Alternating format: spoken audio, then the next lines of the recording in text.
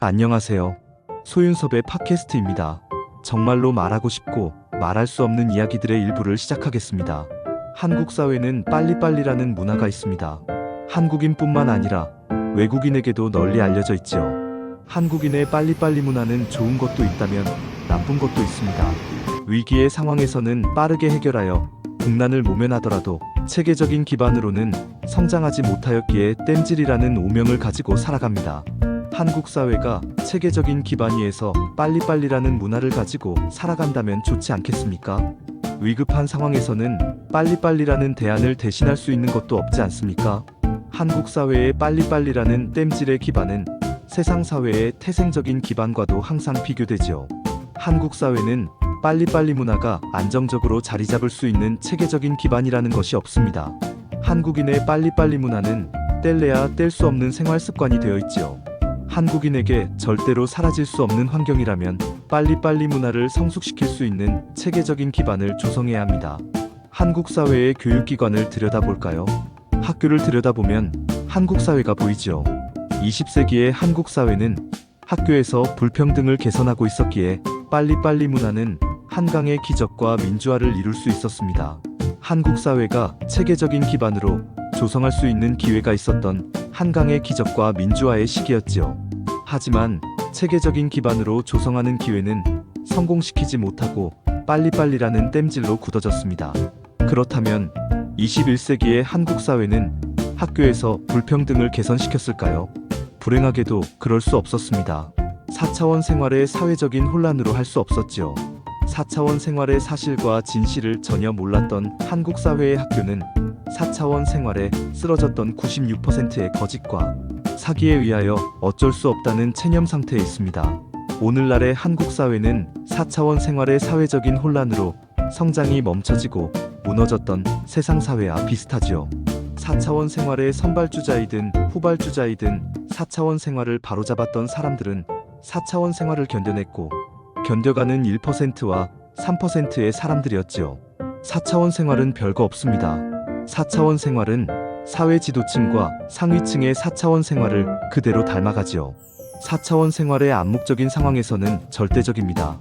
폐쇄적인 상황에서는 제각각 따로따로 닮아가지만 개방적인 상황에서는 사회적으로 닮아가는 것이지요. 4차원 생활의 사회 지도층과 일반 국민 또는 상위층과 하위층의 96%는 권력과 돈, 그리고 출세와 생계의 유무로 그저 다르게 보였을 뿐입니다. 4차원 생활이라는 것은 국가적이든 사회적이든 집단적이든 개인적이든 1%와 3% 그리고 96%의 사람들의 것으로 닮아가게 되지요. 다만 1%와 3%의 것으로 닮아가던 종교단체이든 집단이든 개인이든 4차원 생활은 개방적으로 변한 환경에서는 예전의 상황을 유지하는 것은 어렵습니다. 개방적인 상황이란 자국사회의 4차원 생활이 96%의 환경으로 변하였다는 것이기에 유지한다는 것은 어렵지요. 1%와 3%의 4차원 생활도 점차적으로 사라지는 것입니다. 아무튼 소수의 사회 지도층과 다수의 일반 국민 또는 소수의 상위층과 다수의 하위층의 환경은 모두 그렇습니다.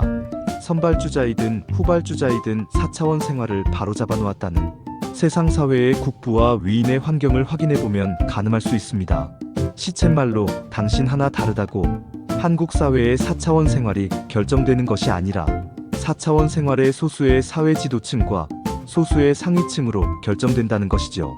혹시라도 1%와 3%의 사람에게 당신 하나 다르다고 말해서는 안 됩니다. 96%의 사람에게나 당신 하나 다르다고 말해야 하는 것이죠. 권력과 돈 그리고 출세와 생계를 차지하고 있다고 자신은 다르다고 생각하고 있어서 그렇지요. 한국 사회의 4차원 생활을 빠르게 개선시킬 수 있는 대안은 4차원 생활의 사회 지도층과 상위층을 바꿔놓게 된다면 일반 국민과 하위층의 변화는 쉽다고 할 수 있습니다.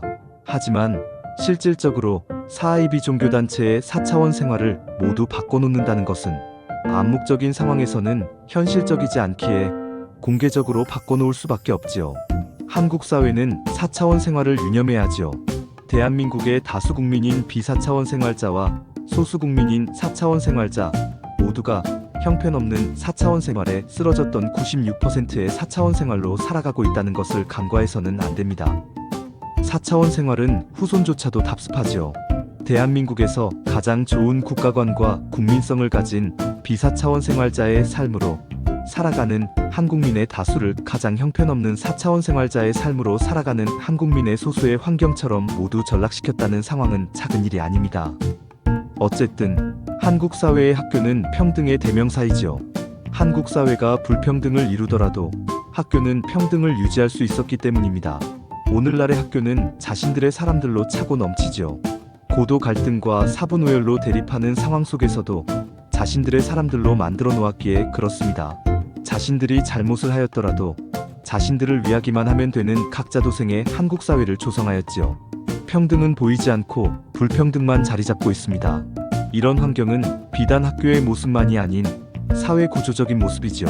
한국 사회의 모든 직종으로 확산되어 있습니다. 한국 사회의 학교는 자신들의 사람들로 왜 추구할 수밖에 없었을까요? 4차원 생활의 부조리와 해코지가 학교를 고도 갈등과 사분오열로 무너뜨려도 정부와 사회가 방치하였기에 학교도 각자 도생으로 나설 수밖에 없었습니다. 한국 사회의 학교는 4차원 생활의 사회적인 일탈 속에서 4차원 생활의 96%에게 무너졌던 것이지요. 이상으로 소윤섭의 팟캐스트 1부를 마치고 2부에서 찾아뵙겠습니다. 정말로 말하고 싶고 말할 수 없는 이야기들은 계속됩니다. 감사합니다.